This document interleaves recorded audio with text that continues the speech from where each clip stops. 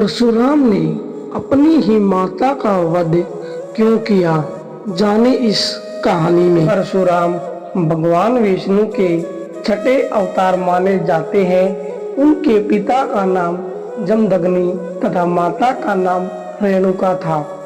परशुराम के 4 बड़े भाई थे।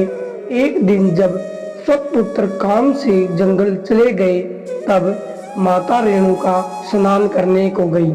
जिस समय वह स्नान करके आश्रम को लौट रही थी, उन्होंने राजा चित्ररथ को जल विहार करते देखा। यह देखकर उनका मन विचलित हो गया और जब वो घर लौटी तो उनके हाव भाव देखकर महर्षि जमदग्नि यह बात जान गई। किसी भी पुत्र ने नहीं मानी पिता की आज्ञा। इतने में ही वहां परशुराम के बड़े भाई रुक्समान, सुदेशनु, वसु और विवाक्षु भी आ गए।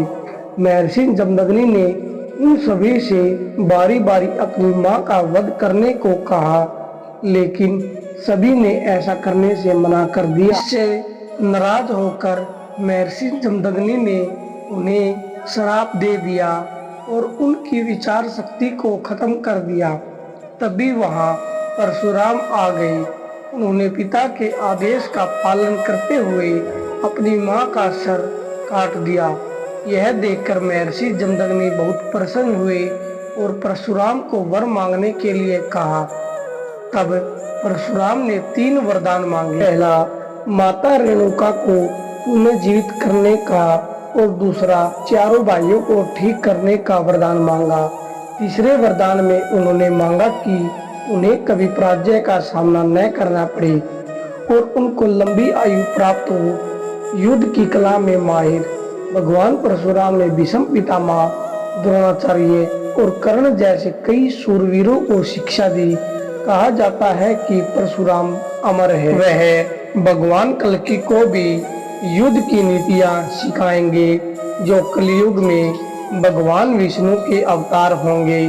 भगवान परशुराम को क्यों आता है ज्यादा गुस्सा? महर्षि भृगु के पुत्र ऋचिक का विवाह राजा गादी की पुत्री सत्यवती से हुआ था। विवाह के बाद सत्यवती ने महर्षि भृगु से अपनी माता के लिए पुत्र की याचना की। तब महर्षि भृगु ने सत्यवती को 2 फल दिए।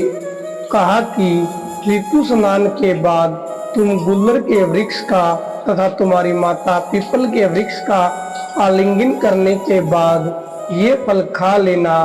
लेकिन सत्यवती व उनकी मां ने इस नियम का पालन नहीं कर पाई। यह बात महर्षि भृगु को पता चल गई। तब उन्होंने सत्यवती से कहा कि तूने गलत वृक्ष का आलिंगन किया है, इसीलिए तेरा पुत्र ब्राह्मण होने पर भी क्षत्रिय गुणों वाला पैदा होगा और तेरी माता का पुत्र क्षत्रिय होने पर भी ब्राह्मण गुणों वाला होगा। तब सत्यवती ने महर्षि भृगु से प्रार्थना की, मेरा पुत्र क्षत्रिय गुणों वाला न हो, भले ही मेरा पुत्र को ऐसा गुणों वाला हो।